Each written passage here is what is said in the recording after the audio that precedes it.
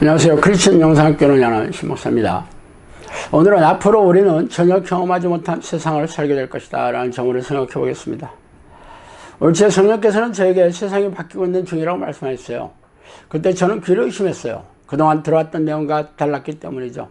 그동안 성령께서는 저에게 수많은 말씀을 해주셨지만 시간에 대해서는 언급이 없었어요. 그런데 세상이 바뀌고 있다는 내용을 현재 진행형으로 해주셨기 때문에 이 말씀이 성령이 주시는 내용인지 신뢰가 서지 않았어요. 귀신들도 성령님과 똑같은 방식으로, 아니 더 쫀득쫀득하게 말해주기 때문이죠. 그래서 과거 이놈들에게 당한 경험이 있었기에 평소에 해주시는 방식이 아닌 낯선 방식으로 말씀해 주시는 내용을 믿기 어려웠습니다. 또한 세상이 바뀌고 있다는 내용도 뭐 특별한 말씀은 아니지 않아요? 세상은 매일처럼 바뀌고 변화하고 있기 때문이죠. 특정한 주제나 대상을 말해주지 않는 이상 이 말씀이 무엇을 뜻하는지 알 수가 없었어요. 그래서 저는 그냥 넘겨버렸죠. 그러자 지속적으로 반복해서 말씀을 해주시더라고요. 그러자 중국에서 발생한 코로나 바이러스가 대구 신천지 교회에서 폭발적으로 터지는 사건이 생겼습니다. 그때서야 비로소 저는 세상이 바뀌게 하는 주체가 바로 코로나 바이러스라는 것을 알아차렸어요. 그러나 다시는 그 말씀을 알아차리고 나니까 성령께서는 다시 그 말씀을 더 이상 하지 않으시더라고요. 사태가 심상치 않은 것을 깨달은 저는 영상학교 식구들에게 앞으로 코로나 바이러스를 통해 세상이 확 바뀌게 될 것이라고 선언했습니다. 그러나 대부분의 제 식구들도 제 말이 무엇을 뜻하는지 알아채는 이들이 별로 없었죠. 세상에 처음 등장하는 코로나 바이러스의 전파력이 돋보이긴 하지만 그렇다고 하찮은 바이러스가 세상을 확 바꿀 것이라는 생각이 들기는 어렵기 때문이죠.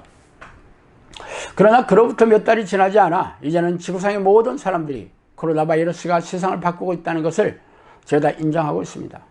그뿐 아니라 이 바이러스는 인류와 영원히 함께 있을지도 모른다는 사실이죠. 그래서 며칠 전에 그 얘기를 하는 기사가 인터넷에 기사를 올려드렸기에 제가 한번 읽어드릴게요.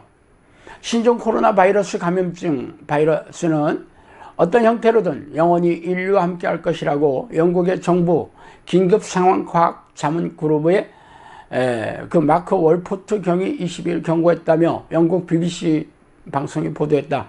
월포트는 이날 스페인 독감을 극복하는데 2년이 걸린 것처럼 코로나19도 2년 안에 끝나기를 희망한다는 테오드로스 아드하워 거브레우스스 세계보건기구 WHO죠. 사무총장의 발언이 이후에 이같이 말하면서 사람들이 정기적으로 예방접종을 받아야 한다고 밝혔다. 그는 인구 밀집도가 높아지고 여행이 잦아지는 것은 코로나19가 쉽게 퍼지는 것을 의미한다고 말했다. 그는 또 현재 세계 인구는 스페인 독감이 퍼졌던 1918년보다 훨씬 더 많다고 말했다. 월포트는 BBC 라디오에서의 대담에서 코로나19를 통제하기 위해서는 글로벌 백신이 필요하지만 코로나19는 예방접종으로 근절할 수 있는 천연두 같은 질병이 아니다라고 말했다.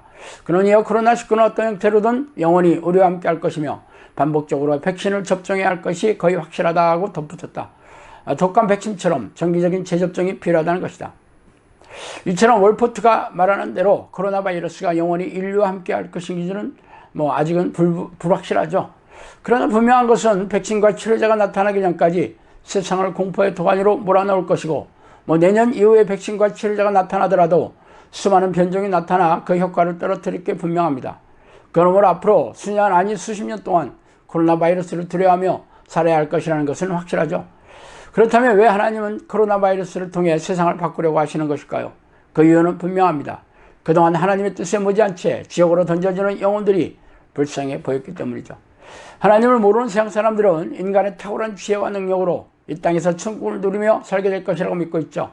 그래서 하찮은 바이러스를 통해 그들이 얼마나 연약하고 무지하며 무기력하며 보잘것없는지를 깨우치고 계십니다.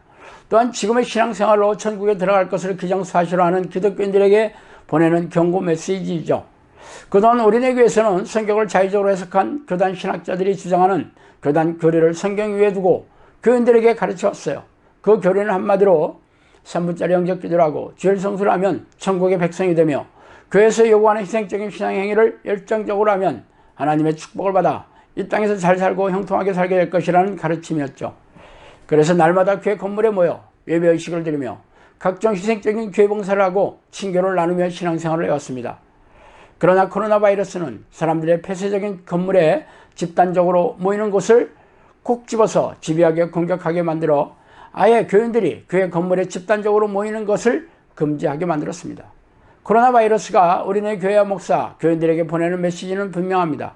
그동안 시행해온 교회의 신앙 방식이나 신앙생활로는 하나님을 기쁘시게 하지 못하며 천국에 들어갈 수 없다는 것이죠. 코로나 사태가 시작된 지 8개월이 되는 시점에 우리네 교회에서 드려지는 현장 예배만 참석하는 교인들이 이제 겨우 절반이 넘었다고 합니다. 그러나 이런 상태가 지속되면 점차 교인들이 교회에 나오지 못하게 될 것입니다. 그래서 종교적인 예배의식에 참석하던 믿음마저 사라져버리고 하나님을 떠나게 되겠죠. 그러나 어떤 이들은 자신이 그동안 지냈던 교회의 종교적인 행사 위주의 신앙 방식으로는 천국에 들어갈 수 없음을 받아들이고 고민하게 될 것입니다. 그래서 갈급하고 가난한 마음으로 골방에서 하나님을 찾는 이들도 생겨나게 되겠죠. 하나님이 코로나 바이러스를 통해 바라시는 것이 바로 이런 사람들입니다. 그동안 미혹경에 사로잡힌 목회자들에게 거짓 복음과 가짜 구원을 진짜라고 속아서 교회 마당을 밟아왔지만 이제라도 하나님을 전심으로 부르고 쉬지 않고 성령의 내주를 간구하는 영적 습관을 통해 하나님을 만나 동행하는 길을 찾아 나서게 되었기 때문이죠. 물론 제가 주장하는 대로 코로나 바이러스가 맹위를 떨치고 교회 건물에서의 예배의식과 신앙활동이 중지되어 교인들이 길에서 방황하고 유리하는 사건이 일어나게 될지는 앞으로 여러분도 지켜보면 알게 될 것입니다. 그러나 당신이 그동안 하나님을 찾지 않았던 죄악을 회개하고 하나님께 돌아오는 것은 별개의 일이죠. 하나님이 코로나 바이러스를 통해 기회를 주었더라도 그 기회를 잡는 것은 오로지 본인의 몫이기 때문입니다. 자, 오늘은 여기까지 하겠습니다. 감사합니다.